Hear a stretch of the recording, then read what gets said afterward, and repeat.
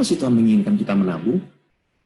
Yuk, belajar lagi. Poin yang pertama, mempersiapkan diri untuk kebutuhan di masa depan. Di 1 Timotius 5:18 bilang, tetapi jika ada seorang yang tidak memelihara sanak saudaranya, apalagi seisi rumahnya, orang itu murtad dan lebih buruk dari orang yang tidak beriman. Jadi intinya untuk kita memelihara keluarga kita untuk masa depan, untuk mempersiapkan masa depan. Kan semuanya pasti nanti mau berkeluarga, mau punya anak gitu, atau bahkan ada yang mau menikah. Jadi semua itu kan mesti butuh persiapan gitu.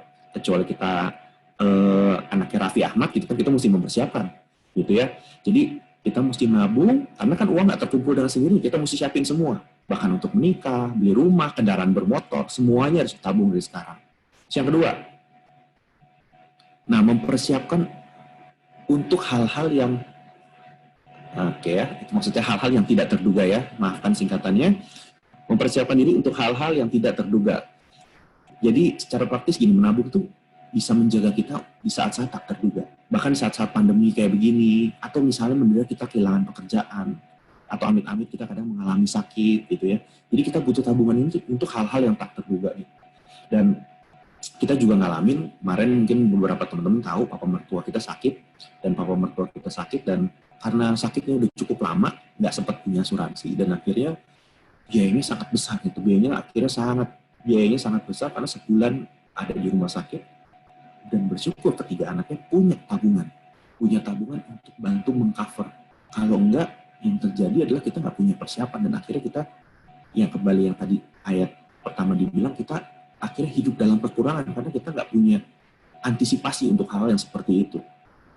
Nah, ngomongin tentang persiapan untuk hal yang tak terduga bukan cuma hal negatif, bisa juga hal positif. Misalnya apa? Misalnya gini, dalam kondisi kayak begini, kalau teman-teman yang mau investasi, misalnya mau cari rumah, mau cari apa gitu, ini sebenarnya mungkin saat yang bagus. Kenapa? Karena sekarang harga lagi pada turun.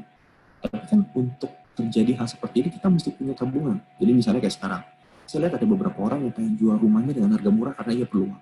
Gitu. Nah di saat seperti ini, yang punya tabungan itu yang pegang kendali gitu. Jadi waktu kita sekarang punya tabungan, ketika ada dalam hal seperti ini, kita bisa belajar investasi. Oh, ada rumah harganya murah. Kalau teman-teman yang lagi mau nikah gitu, pengen beli rumah, bisa lihat ada harga-harga yang murah jauh di bawah harga pasar gitu ya. Itu yang kedua. Dan yang ketiga, mempersiapkan diri untuk investasi. Nah ini poin, mempersiapkan diri untuk investasi, ini poin yang kedua yang mau saya bahas dari sharing hari ini ya. Jadi mempersiapkan diri untuk investasi, nanti ini akan saya bahas di next slide.